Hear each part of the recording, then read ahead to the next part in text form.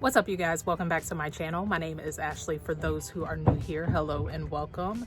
And for all of my returning subscribers, hey y'all. So today we are outside. It is a beautiful day. We are at the point in Central Ohio. I'm in 6B, which is, it's like 6A, 6B. It just depends on where you are about town. But we are at the point where we will be able to plant out really soon. This week I think will be the best time. However, we do have a couple of storms coming in, so not quite yet. I'm hoping really soon though. But what I thought would be fun today was for me to just share some of the tomato varieties that I am growing this year. All of these tomatoes I started myself from seed, so let's just go on ahead and go through them. What I will try to do once I'm editing, I will take a picture of the actual tomato packet. That way you guys can see what it'll actually look like. So let's just get started. All right, so we are hanging out here on my deck and let's just go on ahead and get it going. So first thing that I have here is the orange jazz. As you can see, they are very big, ready to go in the ground. So I think they will be very happy to go into the ground this week.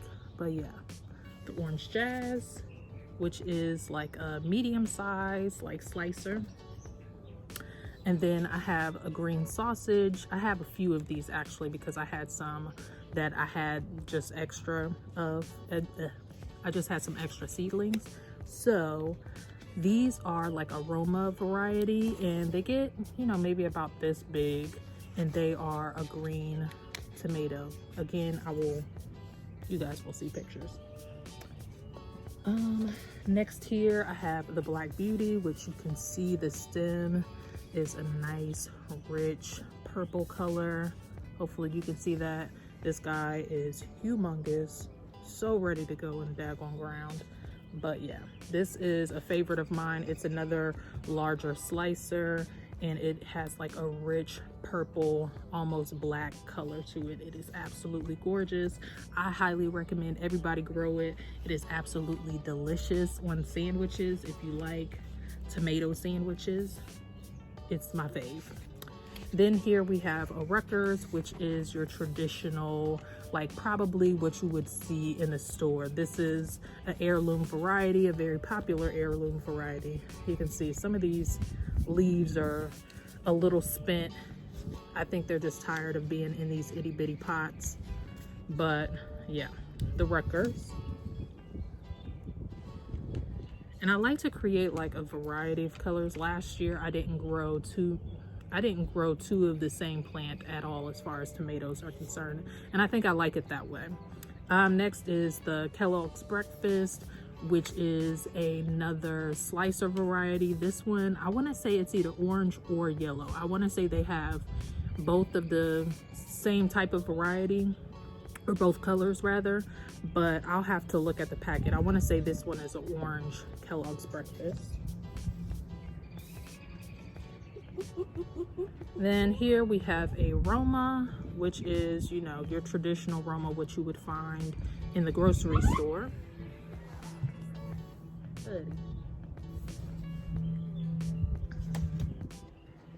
Next up, I have the yellow pear. You guys, this plant last year was so prolific. Like, it got the tallest out of any of my other tomato plants. I got so many freaking tomatoes off of this plant. I highly recommend trying this, and it literally just looks like a itty bitty yellow pear. Let me let this dog in. Hello. But they are so good, really good on salads. It's one of my favorites. Next, we have a very sad looking blueberry. This one got a little stunted because my dog decided to knock over my greenhouse, and yeah, so it's a little small right now, but I'm fully confident that this will make a comeback once I place it in the ground. So blueberries, again, another little cherry tomato. These are purple and like I want to say like yellowish in color, but they're really sweet, really good, great on salads. Next, I have the peach tomato, and it's actually called the peach whips something or another. I can't pronounce the word, but I will leave it, you know, somewhere on the screen so you guys can actually be able to look it up. I actually got this variety from My Gardener, and it is supposed to be like, you know, a medium size slicer, and it has like that peach fuzzy skin just like peaches, which is why it's called a peach. So yeah, super excited about this one. I've never tried it before, so yeah, I'm really excited. And then we have a striped Roma. This is another little puny guy because this one got decapitated when my greenhouse got knocked over by my dog, this lovely gal back here. But I just saved the top of it and I rooted it in some soil, and it made a full comeback, very strong. I'm really happy that it did because I was really excited about having some striped Roma tomatoes. And let's see what else I have here. As far as tomatoes are concerned, these are a few more green sausage that I just had left over. And then this is another blueberry that I had left over. And then this, I guess technically this will be a part of the tomato family, but this is the Queen of Melanico. I think I'm saying that right, but it's kind of like a tomatillo in a sense that it's grown in a husk, and it's like a little oblong in shape, kind of like a Roma tomato, has yellow skin. I don't know, it just sounded really interesting to me, and I wasn't successful with growing any other tomatillos, so I wanted to give this one a go. It looks pretty sad right now, but I'm assuming it's probably because it's just in this itty bitty pot. I'm hoping that it does a lot better once I actually put it in the ground. All right, so now let's talk peppers. So I was kind of on the fence whether or not I wanted to share, but I was like, what the hey babe, why not? So I started, you guys, I'm so proud of my peppers because last year I had terrible luck starting peppers, but this year they all did so well. And look at them, they look so good. So let's just run down the varieties. So I got the Degato jalapeno pepper, which is a larger jalapeno, and it has like some etchings in it. So really, really pretty pepper. Again, I will try to, you know, insert pictures of all of these things. Next up is the fish pepper. Now this one, I actually didn't do a really good job at transferring some other ones, so I only have one this year, which really makes me sad because this is such a beautiful plant. It has this variegation on the leaves as well as on the peppers. I grew these last year and they did really, really well. It was a very prolific plant. The peppers are a little bit smaller, but I enjoyed using them to make I'm out of breath. I enjoyed using these peppers to make like a fermented pepper sauce. So good, y'all. And I also pickled some. I haven't ate those yet, but very prolific pepper. Next up, I have 3 Tabascos. Again, I started all of these ones that I'm naming first myself. And then next, I started 3 Keystone Giants. These are just like your typical bell peppers. Then, oh, this is the one and only eggplant that I started. So I started the orange eggplant.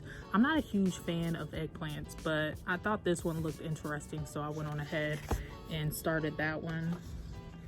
Then I have the Alma paprika pepper,